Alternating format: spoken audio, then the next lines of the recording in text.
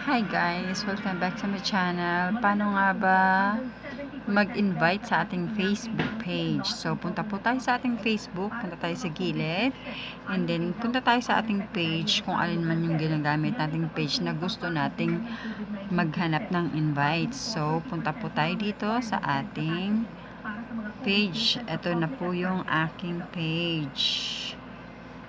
So, open natin yung ito po yung page ko. Hanapin lang po natin dito sa gilid yung more.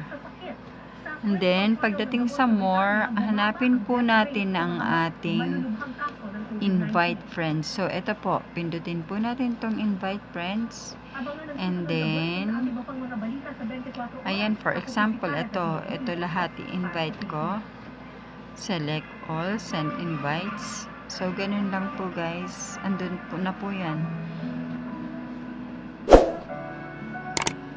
Okay, ganun lang po tayo mag-i-invite ng ating friend.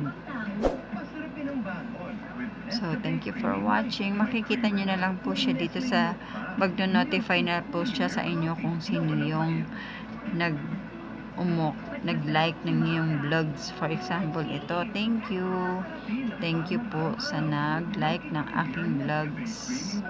48 followers na po ako dito. So, mas mabilis po dito guys ang followers ko kaysa dun sa kabila.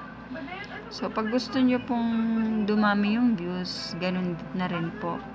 Gawa lang kayo ng page nyo para pag gusto mong i-promote yung page sa iba.